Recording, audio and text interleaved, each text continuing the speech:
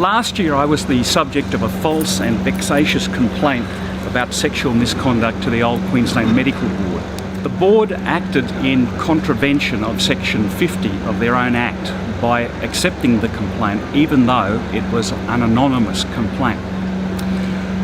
After nearly 3 months I was eventually cleared of the allegation, mostly because the patient who I was alleged to be involved with rang the board and strenuously denied the accusation.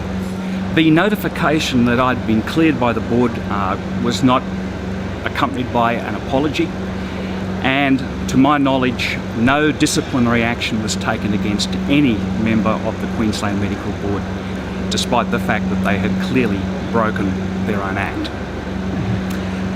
More recently, your viewers might know that our new body, AHPRA, has called for submissions about this particular problem, and I was happy to make a submission based on my case. AHPRA, in reply,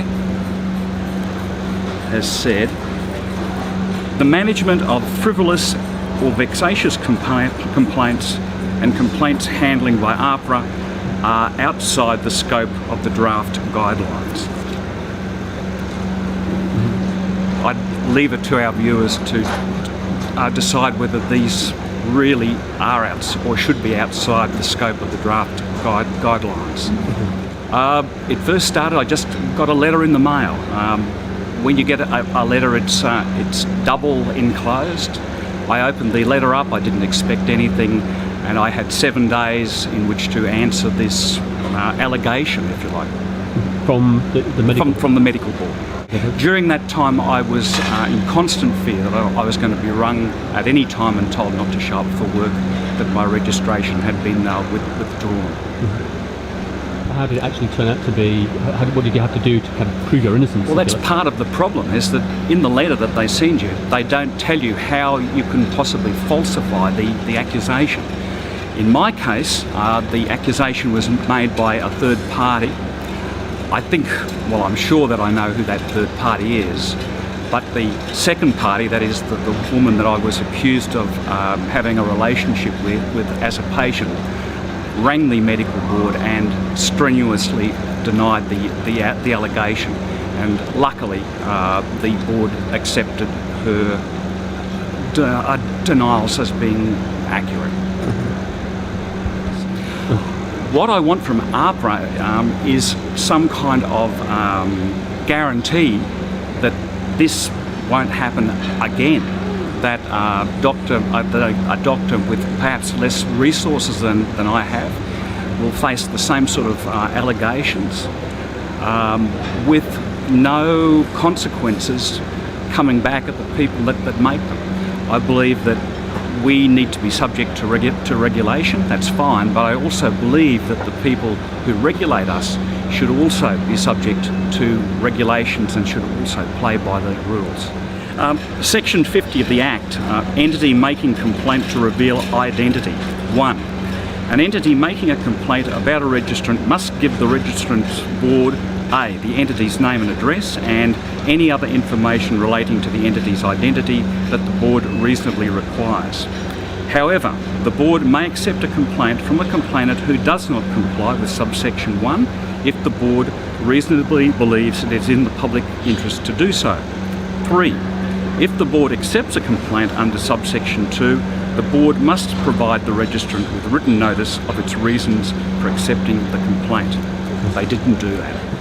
They should have done one of two things. They should have either looked at the complaint, said that it was an anonymous complaint and therefore binned it, or 2, they should have in the letter explained why they were accepting an anonymous complaint. Mm-hmm. And they didn't do that. And they didn't do that. So what lessons do you think you learned from this, and what advice would you give to other GPs who find themselves in a similar situation? First of all, I'd advise every GP to read the Medical Act. It's an incredibly draconian act. We are guilty until proven innocent. We have none of the usual protections of the law in that act. It needs to be changed. Mm-hmm. don't rely on your medical defence organisation to know all the ins and outs either. In my case, it was up to me to notify my medical defence organisation that the Act had actually been breached. And that was a month later, after I finally was able to sit down and read the entire Act. Mm-hmm. I think that this problem needs to be included in the guidelines. I don't think that they can say that it lies outside of the guidelines. Surely this should be a very important part of the guidelines. What happens with false or vexatious complaints? What happens with anonymous complaints? What happens if a bureaucrat actually breaks the law? What happens? We can be deregistered at a moment's notice, on a whim. No proof, on a whim. And any other impacts you think on general practitioners? During the 3 months I was subject to this problem, I passed through a few very dark periods, and I'm very concerned that a younger doctor or an overseas trained doctor with less resources than I have would seriously contemplate taking their own life. And I believe that if this draconian and unfair Act isn't changed, that it will lead to deaths in the future.